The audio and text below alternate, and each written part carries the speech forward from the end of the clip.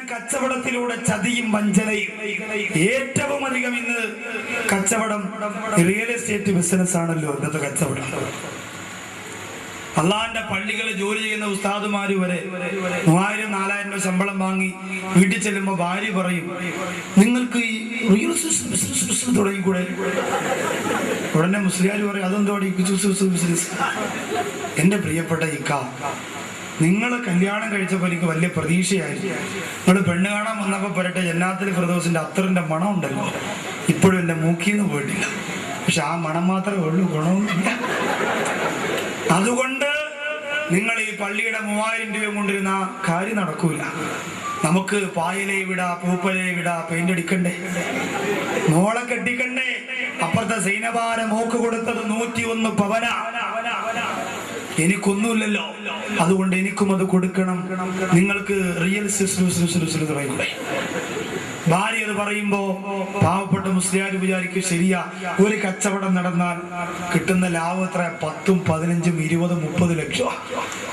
ഇതൊക്കെ താത്ത കണക്ക് കൂട്ടി വെച്ചിട്ട് പറഞ്ഞു കൊടുത്തു. മുസ്ലിയാർ അങ്ങനെ വലിയ തകടും കൂടെ കൊണ്ട് 1 ഏക്കർ പേരിടത്തി കൊണ്ട് കുഴിച്ചിട്ട് മുതലാളിയെ കമത്തി ഫസ്റ്റ് കച്ചവടം അങ്ങ് നടത്തി. സുബ്ഹാനല്ലാഹ്.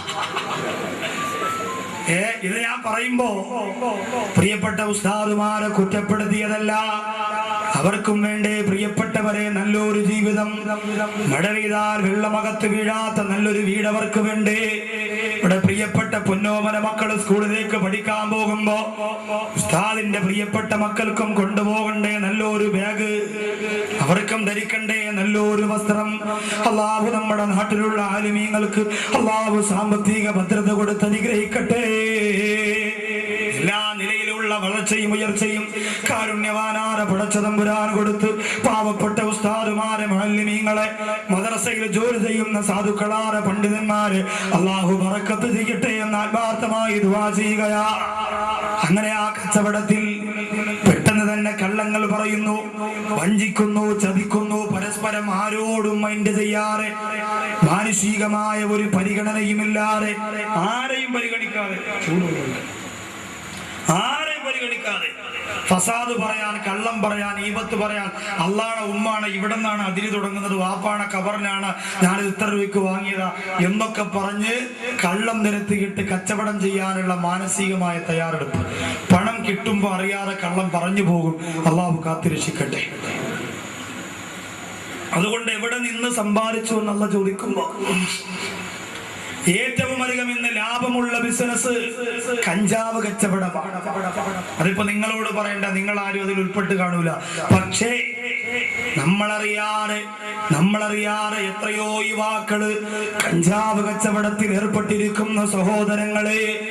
തിരുവനന്തപുരം ജില്ലയുടെ തമ്പാനൂര് കോളേജിൽ പഠിക്കുന്ന വിദ്യാർത്ഥികൾ തോളത്ത് തൂക്കിയിട്ട് കൊണ്ടുപോയ ബാഗ് പോലീസുകാരെന്ന് പരിശോധന നടത്തിയപ്പോ ലക്ഷക്കണക്കിന് രൂപയുടെ കഞ്ചാവുകളാണ്, മയക്കുമരുന്നുകളാണ് അവിടെ ബാഗിന്റെ അകത്ത് കണ്ടെത്തിയത് എന്ന് പത്രമാധ്യമങ്ങളിലൂടെ വായിച്ചു പോരെങ്കിൽ എന്റെ പ്രിയപ്പെട്ട യുവത്വമേ, ഒരു നുള്ള കഞ്ചാവിന് 1 പവൻ സ്വർണത്തിനെക്കാളും വിലയാണ്. ഒരു നുള്ള കഞ്ചാവിന് 1 പവൻ സ്വർണത്തെക്കാളും വിലയാണ്. അത് കച്ചവടം ചെയ്യുമ്പോൾ വളരെ ലാഭമാണ് കിട്ടുന്നത്. അങ്ങനെ കാശുണ്ടാക്കിയിട്ട് കാര്യമില്ലല്ലോ, അങ്ങനെ പണമുണ്ടാക്കിയിട്ട് കാര്യമില്ലല്ലോ. അതുപോലെ മറ്റുള്ളവരെ പറ്റിച്ചും മറ്റുള്ളവരെ വേദനിപ്പിച്ചും മറ്റുള്ളവരെ വഞ്ചിച്ചും കൊണ്ട് പണമുണ്ടാക്കുന്ന എത്രയോ പേരുണ്ട്. എന്റെ പ്രിയമുള്ളവരെ, ആ കച്ചവടത്തിലൂടെ കിട്ടുന്ന കാശുണ്ടല്ലോ, 1 സെക്കൻഡ് കൊണ്ട് അല്ലാഹു പടച്ചതമ്പുരാനെ നശിപ്പിച്ച് കളയാ കഴിയുമെന്നുള്ള ബോധം നിനക്കുണ്ടാവണം. അല്ലാഹു കാത്തിരക്ഷിക്കട്ടെ. ചില ആൾക്കാരുണ്ടല്ലോ 10ഉം 15ഉം ലക്ഷം രൂപയാണ് ഹോസ്പിറ്റലിൽ കെട്ടിവെക്കുന്നത്. 10ഉം 15 ലക്ഷം രൂപ എന്ന് പറഞ്ഞാൽ ചില്ലറ കാര്യമില്ല. ഹോസ്പിറ്റലിൽ കെട്ടിവെക്കുന്ന ഒരു നേരത്തെ മരുന്നിന് വേണ്ടി, ഒരു ഓപ്പറേഷന് വേണ്ടി 10ഉം 20ഉം 30ഉം ലക്ഷം രൂപ ഹോസ്പിറ്റലിൽ കെട്ടിവെക്കുന്നു. ദക്ഷിണാഫ്രിക്കയിൽ നിന്നും ആസ്ട്രേലിയയിൽ നിന്നും ഒക്കെ മരുന്ന് എഴുതി വരുത്തിയിട്ട് മക്കളെ ചികിത്സിക്കാൻ കോടിക്കണക്കിന് രൂപ കടബാധ്യതയുള്ള സഹോദരൻ അബുദാബിയിൽ മലപ്പുറം ജില്ലയിലുള്ള ഒരു പ്രിയപ്പെട്ട സഹോദരനെ കാണാൻ കഴിഞ്ഞു. പ്രിയമുള്ളവരെ, വർഷങ്ങളായി വിദേശ രാജ്യത്ത് നിന്ന് കഷ്ടപ്പെടുന്ന സഹോദരൻ നല്ലതുപോലെ ഭക്ഷണം കഴിക്കാൻ അവസരം കിട്ടുന്നില്ല, നല്ല ഒരു വീട് വെച്ചിട്ടില്ല, ഭാര്യയും മക്കളെയും നല്ലതുപോലെ സന്തോഷിപ്പിക്കാനുള്ള അവസരം കിട്ടിയിട്ടില്ല.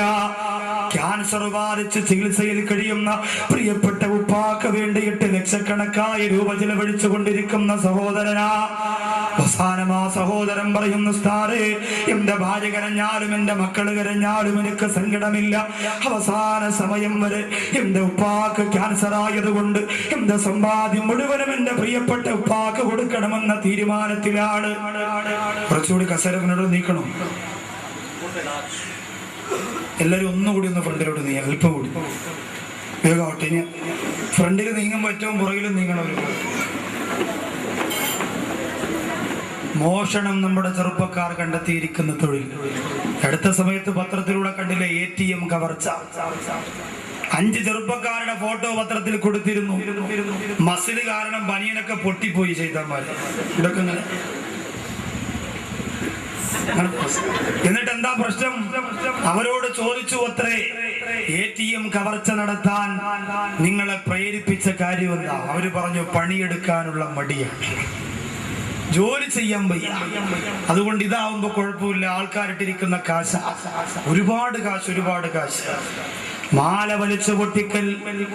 അതുപോലെ എന്റെ പ്രിയമുള്ളവരെ, പാതിരാ സമയങ്ങളിൽ കണ്ടില്ലേ ജ്വല്ലറികളുടെ 40 പവനും 50 പവനുമെല്ലാം രാത്രി സമയത്ത് ഭൂമി തുറന്ന് മോട്ടിച്ചു കൊണ്ടുപോകുന്ന പ്രത്യേകമായ കാലഘട്ടമാണ്. അല്ലാഹു ക്കട്ടെ. സഹോദരിമാരൊക്കെ ഉണ്ടല്ലോ, സഹോദരിമാര് വാദക്കാരുണ്ടോ? ഇവിടെ ഈ ഭാഗത്തുണ്ടല്ലേ. ഈ സഹോദരിമാരൊക്കെ ഇപ്പൊ AMSന്റെ പരിപാടി എത്ര വർഷം കൊണ്ട് നടക്കുന്നു? എത്ര സഹോദരിമാര് സ്വർണം കൊടുത്തിട്ടുണ്ടെന്ന് ചോദിച്ചാൽ വളരെ കുറച്ചായിരിക്കും. എന്നാലും അൽഹംദുലില്ലാഹ് മാന്യമായി 3, 4, 5 പെൺമക്കൾക്ക് എല്ലാ ചിലവും ഒരു 10 പവൻ സ്വർണമെങ്കിലും അവർക്ക് വേണ്ടി. ഇതൊരു സ്ത്രീധനത്തെ പ്രോത്സാഹിപ്പിക്കുന്നതാണ് എന്ന് നിങ്ങൾ ഒരിക്കലും പറയരുത്. അങ്ങനെ പറയും. കാരണം എന്തെന്നറിയോ? ഇത് സ്ത്രീധനത്തെ പ്രോത്സാഹിപ്പിക്കലല്ല. ഒരു നിവർത്തിയുമില്ലാത്ത ഒരു പെൺകുട്ടിക്ക് തന്റെ വീടിന്റെ അപ്പുറത്തെ സമ്പന്നയായ വീട്ടിലെ ഉമ്മയുടെ മോളെ കല്യാണം കഴിപ്പിച്ച് വിട്ടതുപോലെ അതുപോലെ ഒരു അവസരം നാട്ടിലുള്ള യുവാക്കളുടെ ഒത്തൊരുമ കൊണ്ട് കിട്ടുകയാണ്. സ്ത്രീധനത്തെ പ്രോത്സാഹിപ്പിക്കലല്ലത്, സ്ത്രീധനം കൊടുക്കലല്ലത്. അങ്ങനെ നിങ്ങൾ കരുതരുത്, ഒരിക്കലും അതല്ല. സ്ത്രീധനം എന്ന് പറയുന്നത് പാവപ്പെട്ടവർ തമ്മിലുള്ള ഇടപാടല്ല. അത് കുറച്ചുകൂടി മുകളിലോട്ട് പോകുമ്പോൾ നമുക്ക് കാണാം. അല്ലാഹു തആല മോശമായ കുടുംബ ബന്ധങ്ങളെ തൊട്ട് നമ്മെ കാത്തിരക്ഷിക്കട്ടെ. പ്രിയമുള്ള സഹോദരങ്ങളെ, എങ്ങനെ മോഷണത്തിലൂടെ, വഞ്ചനയിലൂടെ, ചതിയിലൂടെ സഹോദരിമാരെല്ലാ കയ്യിലും കഴുത്തിലും കാതിലും ഒരുപാട് ആഭരണങ്ങൾ ഇട്ടുകൊണ്ട് റോഡിലൂടെ പോകുമ്പോ ബൈക്കിൽ വരുന്ന 3 ചെറുപ്പക്കാര് സഹോദരിമാരുടെ നെഞ്ചത്തടിച്ചുകൊണ്ട് 10.5 പവന്റെ മാല പൊട്ടിച്ചു കൊണ്ടുപോകുന്നു. അവര് പറയുന്നു, എത്ര വലിയ ചെറുപ്പക്കാര് വന്ന് വലിച്ചാലും പൊട്ടാത്ത കനമുള്ള മാലയാ അച്ഛ വാങ്ങിത്തന്ന. ഈ മാല പൊട്ടാൻ കള്ളന്മാരുടെ കയ്യിൽ ഒരു മരുന്ന് തേച്ചാൽ മതി, അവര് പിടിക്കുമ്പോ അത് പൊട്ടിക്കോളും. അതാ പരിപാടി. അല്ലാതെ കള്ളന്മാര് ചുമ്മാ അല്ല കള്ളന്മാര്, അത് ജോലിയുണ്ട്. മാലയിൽ ഇങ്ങനെ പിടിക്കുമ്പോ അത് പൊട്ടുന്നതിനുള്ള പരിപാടി അവർക്കറിയാം. നിങ്ങൾ പരസ്പരം ഭാര്യയും ഭർത്താവ് അടികൂടുമ്പോ എത്ര വലിച്ചു പിടിച്ചാലും ചിലപ്പോ മാല പൊട്ടൂല. പക്ഷേ കള്ളന്മാർക്ക് അതിനുള്ള പാഠവുമുണ്ട്, അത് അവർക്കറിയാം. എന്നാലും കൊടുക്കൂല. ഇപ്പൊ മടത്തറ ഭാഗത്തൊരു പ്രിയപ്പെട്ട ഉമ്മാടെ കാതിലെ കമ്മലുണ്ടല്ലോ, ഇവിടം മുതൽ ഇവിടം വരെ ഇങ്ങനെ കൊരുത്ത് എന്താ അലിക്കത്ത് എന്നാണ് എന്റെ പേര്. എത്ര തവണ ഞാൻ ഇവിടെ വധു പറയാൻ പോയതാ. ഒരു റൗണ്ടെങ്കിലും ഊരി കൊടുത്തുവിടായിരുന്നു പള്ളിയുടെ അവധ് കെട്ടാനൊക്കെ. കൊടുക്കൂല. അവസാനം 3 പേര് ബൈക്കിൽ വന്നിട്ട്, ഈ 3 പേര് ബൈക്ക് വരുമ്പോഴേ നോക്കണം, പ്രശ്നമാണ്. കാരണം അമ്മ എന്തെന്നറിയോ, 3 പേര് വരണത് അബദ്ധത്തിൽ 1-2 പേര് അവിടെ ആയിപ്പോയാലും ബൈക്കും കൊണ്ട് ഒരാൾക്ക് രക്ഷപ്പെടാൻ അതിന് വേണ്ടിയിട്ടാ. 3 പേരെ വരോളൂ മോട്ടിക്കാൻ. അങ്ങനെ വന്നപ്പോ ഉമ്മാമാരടുത്ത് വെച്ചു, ഉമ്മാമ ഈ കൊല്ലായി പോകാനുള്ള വഴി അങ്ങോട്ടാ. മാമ പറഞ്ഞു, എന്തു മക്കളെ? അപ്പൊ ബാക്കിരിക്കണം പറഞ്ഞു, അങ്ങനെ തന്നെ പിടിച്ചോ മാമ, എളുപ്പമുണ്ട്. മാമ അങ്ങനെ കൈ വെച്ചിട്ട്, മക്കളെ എവിടെ പോവാനാടാ? ബാക്കിൽ നിന്ന് പറഞ്ഞു, അങ്ങനെ ഇരിക്കട്ടെ മാമ, അങ്ങനെ ഇരിക്കട്ടെ. കാതോടുകൂടി കണ്ടിച്ച് കൊടുത്ത് ഒറ്റ പോക്ക. കാരണം ഇത് പെട്ടെന്ന് ഊരിയെടുക്കാൻ പറ്റുന്ന സാധനമല്ല, അലിക്കത്ത്. കാതോടുകൂടി കൊണ്ടുപോയി. പ്രിയമുള്ളവരെ, ആലോചിക്കണം. നമ്മൾ എത്രയോ എളുപ്പമുള്ള മാർഗത്തിലൂടെ പണം സമ്പാദിക്കുന്നവരുണ്ട്. പ്രിയപ്പെട്ട ചെറുപ്പക്കാരൊക്കെ ചിന്തിക്കുന്നത് എന്തെന്നറിയോ? വീട് വെക്കുന്നില്ലടാ, വെക്കണം സാറേ, വിസ ശരിയായിക്കൊണ്ടിരിക്കുക. പെണ്ണ് കിട്ടുന്നില്ലടാ, പെട്ടെന്ന് സാറേ പാസ്പോർട്ട് എടുത്തിട്ടുണ്ട്. പെണ്ണ് കിട്ടണതിന് പാസ്പോർട്ട് എന്തിനാ, വീട് വെക്കണതിന് വിസ എന്തിനാ? ഇവന്റെ ധാരണ എന്താണെന്നറിയോ? മറ്റോ വീട് വെച്ചത് ദുബായി പോയിട്ട് വന്നപ്പോഴാ. അപ്പൊ അതുകൊണ്ട് എനിക്കും അവിടെ പോണം, ചെന്ന് ഇറങ്ങി കൊടുത്താൽ മതി.